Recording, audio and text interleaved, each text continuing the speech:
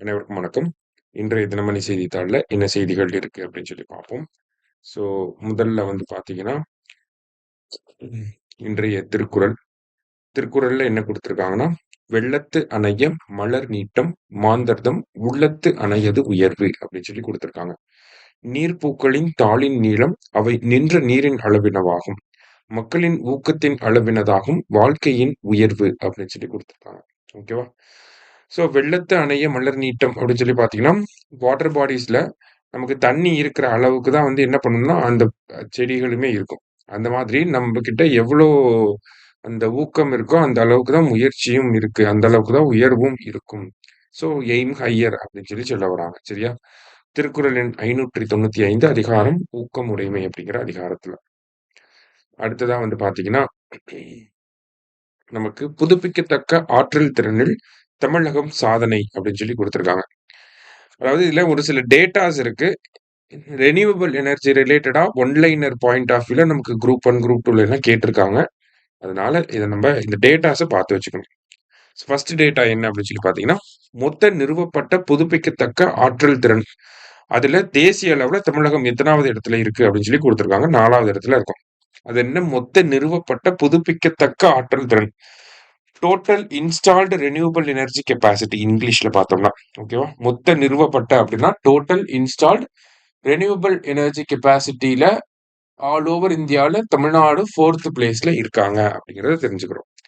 அடுத்தது 2030ற்குள் தமிழ்நாட்டின் மொத்த மின்சாரத்தில் 50% புதுப்பிக்கத்தக்க மூலங்களிலிருந்து பெற இலக்கு நிர்ணயிக்கப்பட்டுள்ளது.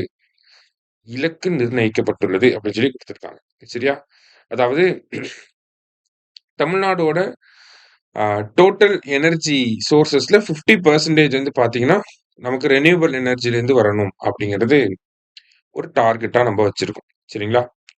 ஸோ நேத்து வந்து நடந்த விழாவுல விண்ட் இந்தியா விருதுகள் அப்படிங்கிறது மத்திய அமைச்சகத்தால வழங்கப்பட்டிருக்கு. மத்திய அரசாங்கத்தால. விண்ட் இந்தியா விருதுகள். ஸோ இந்த விண்ட் இந்தியா விருதுகள் வந்து 7 மாநிலங்களுக்கு வழங்கப்பட்டிருக்கு. அதுல தமிழகமும் ஒரு பிரைஸ் வந்து வாங்கியிருக்கோம். விண்ட் இந்தியா விருதுல தமிழகத்துக்கும் ஒரு பரிசு வந்து குடுத்திருக்காங்க. ஒரு விருது வந்து குடுத்திருக்காங்க. தமிழகத்துக்கு எதுக்காக இந்த விண்ட் இந்தியா விருது குடுத்திருக்காங்க அப்படின்னா, காற்றாலை மறு எரிசக்தி முயற்சிகளில் சிறந்த பங்களிப்புக்காக விருது பெற்றது அப்படின்னு சொல்லி குடுத்திருக்காங்க. சரியா? காற்றாலை சம்பந்தப்பட்ட விஷயங்கள்ல மறு எரிசக்தி முயற்சிகள கொண்டு வந்ததுக்காக தமிழகம் வந்து இந்த விண்ட் இந்தியா விருது அப்படிங்கிறத வாங்கியிருக்காங்க. சரியா? சில பேசிக்கான டேட்டாஸ அப்படியே ஞாபகம் வச்சுக்கோங்க. ஓகே. ரைட். அடுத்ததா வந்து பார்த்தீங்கன்னா, நமக்கு இதோட பார்த்தீங்கன்னா, தமிழ்நாட்டுல எந்த விண்ட் எனர்ஜி விண்ட் எனர்ஜியா, சோலார் எனர்ஜியா அதுல எது அதிகமா இருக்கு அப்படிங்கிற டேட்டாவையும் நம்ம சேர்ந்து படிச்சுக்கலாம். சரியா? நமக்கு எக்கனாமிக் சர்வே தமிழ்நாடோட எக்கனாமிக் சர்வேல அந்த ஒரு லிஸ்ட்ட வந்து குடுத்திருப்பாங்க. அதையுமே நம்ம சேர்த்து பார்த்துக்கலாம். ஸோ அது என்னென்ன வரும் அப்படின்னு சொல்லி பார்த்தீங்கன்னா, ஃபர்ஸ்ட் விண்ட் தான் வரும். ஓகேங்களா? தமிழ்நாட்டுல ரெனியூவபிள் எனர்ஜி அப்படின்னா இந்த ஆர்டர்ல தான் நம்ம ஞாபகம் வச்சுக்கணும்.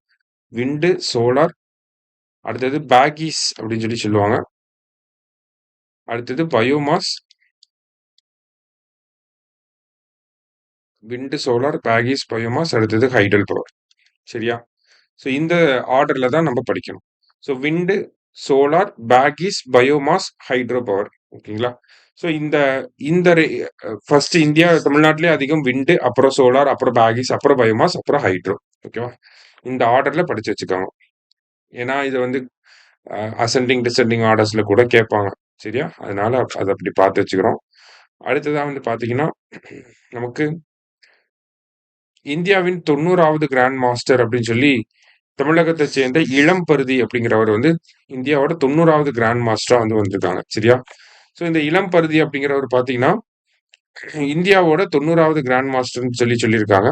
ஆனா தமிழகத்த சேர்ந்த நபரா இருக்கனால, தமிழ்நாட்டுடைய 35வது கிராண்ட் மாஸ்டர் அப்படிங்கிறதையும் தெரிஞ்சுக்கணும். சரிங்களா? ஸோ தமிழ்நாட்டோட 35வது கிராண்ட் மாஸ்டர். ஆனா இந்தியாவுக்கு வந்து பார்த்தீங்கன்னா, 90வது கிராண்ட் மாஸ்டர். ஓகே. அது இல்லாம கிராண்ட் மாஸ்டர்ஸ் அதிகமா இருக்கக்கூடிய கண்ட்ரின்னு பார்த்தீங்கன்னா, ரஷ்யா. இந்தியாவுல 90 கிராண்ட் மாஸ்டர் இருக்காங்க. நமக்கு இருக்கக்கூடிய 90 கிராண்ட் மாஸ்டர்கள்ல எவ்வளவு விமன் கிராண்ட் மாஸ்டர்ஸ் இருக்காங்க அப்படின்னா, 4 பேரு தான் விமன் கிராண்ட் மாஸ்டர்ஸ். சரியா? ஸோ இன்னைக்கு நியூஸ் பேப்பர்ல இருந்து முக்கியமான டேட்டாஸ் தான் நெறைய பார்த்துருக்கோம். ஸோ அத பார்த்து வச்சுக்கோங்க. கடைசியா வந்து பார்த்தீங்கன்னா, உச்சநீதிமன்றத்தின் அடுத்த தலைமை நீதிபதி சூரியகாந்த் அப்படின்னு சொல்லி குடுத்திருக்காங்க. ஸோ இந்தியாவுடைய 53rd சீஃப் ஜஸ்டிஸ் ஆஃப் இந்தியாவா யார் வரப்போறாருன்னா சூரியகாந்த் அவர்கள் வரப்போறாரு. ஸோ இத பொறுத்தவரைக்கும் பிரசிடென்ட் வந்து அப்பாயிண்ட் பண்ணுவாங்க. கொலீஜியம் ரெக்கமெண்டேஷன்ஸ் வந்து குடுப்பாங்க. குடுத்ததுக்கு அப்புறமா பிரசிடென்ட் வந்து அப்பாயிண்ட் பண்ணுவாங்க. என்ன ஆர்டிகிள்க்கு கீழ ஒரு உச்சநீதிமன்றத்தோட தலைமை நீதிபதி அப்பாயிண்ட் பண்றாங்கன்றத தெரிஞ்சுக்கணும். ஆர்டிகிள் 124 சப் கிளாஸ் 2 சரியா? 124 சப் கிளாஸ் 2க்கு கீழ தான் ஒரு உச்சநீதிமன்றத்தோட தலைமை நீதிபதிய அப்பாயிண்ட் பண்றாங்க. இத மட்டும் தெரிஞ்சுக்கிட்டா போதும். 53வது சீஃப் ஜஸ்டிஸ் ஆஃப் இந்தியா. சரியா? ஸோ இன்னைக்கு நியூஸ் பேப்பர்ல இருந்து முக்கியமான விஷயங்கள பார்த்திருக்கோம். நன்றி. சுரேஷ் IAS அகாடமி வெற்றியின் முகவரி.